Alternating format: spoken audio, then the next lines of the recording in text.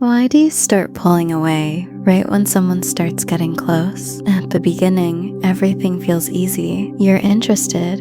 You text back quickly. You think about them randomly during the day. You imagine what this could become. There's curiosity, attraction, a quiet excitement. And then something shifts. They become more consistent, more open, more emotionally available. They start talking about the future. They show real interest. They choose you clearly. And instead of feeling safe, you feel uncomfortable. You respond slower.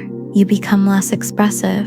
You focus on small things that suddenly bother you. You tell yourself you're just not feeling it anymore. But deep down, you know something else is happening. If you've ever pushed someone away, even though you genuinely like them, this isn't random, and it doesn't mean you're incapable of love.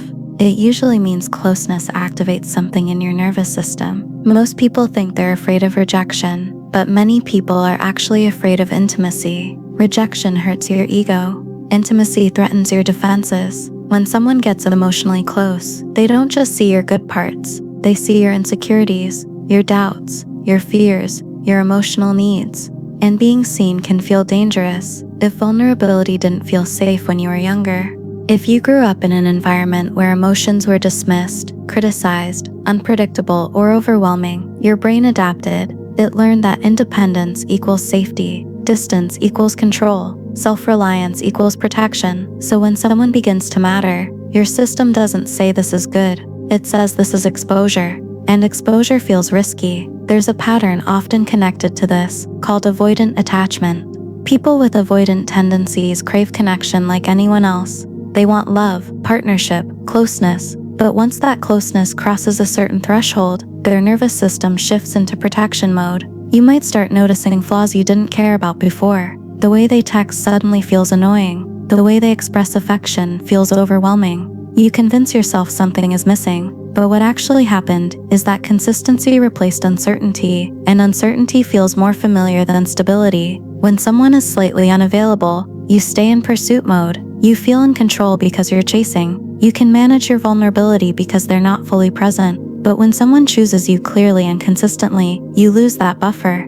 Now there's nothing to chase, nothing to decode, nothing to earn, and being chosen without having to prove yourself can feel unfamiliar. Another layer of this pattern is self-worth. If you don't fully believe you're worthy of stable love, you might unconsciously sabotage it before it has the chance to reject you. It feels safer to leave first than to risk being left. Safer to detach early than to risk being abandoned later. So you create distance. You tell yourself you need space. You say you're overwhelmed. You focus on work, friends, distractions. Not because you don't care, but because caring feels overwhelming. There's also a biological layer. Early attraction is fueled by novelty and uncertainty. Your brain releases dopamine when something feels unpredictable. When you don't know where you stand, your mind stays alert, focused, activated. But when someone becomes stable and emotionally consistent, that unpredictability decreases. The emotional highs and lows flatten, and your brain misinterprets calm as boredom. You start thinking maybe the spark is gone, but sometimes what's gone isn't the spark, it's the anxiety. If you've confused anxiety with chemistry for most of your life, calm will feel wrong. Healthy love doesn't spike your adrenaline, it regulates it. It feels steady, predictable, safe. And safe can feel unfamiliar if chaos is what you recognize. When someone gets close, they also gain the power to hurt you. The closer they are, the deeper the potential pain. So your brain tries to reduce that risk. It tells you they're not right. It highlights minor incompatibilities. It creates doubt where there wasn't any before. Not because they're wrong for you, but because they're right in a way that feels vulnerable. Pushing people away is rarely about them. It's about how much emotional exposure you can tolerate.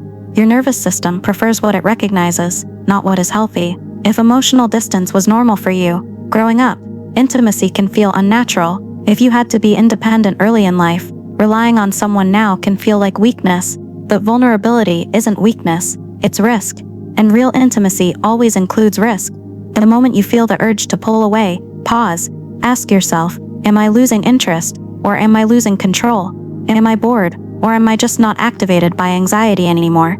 Am I incompatible with them, or am I uncomfortable being fully seen? The difference changes everything. Because if you keep pushing people away every time they get close, the pattern will repeat.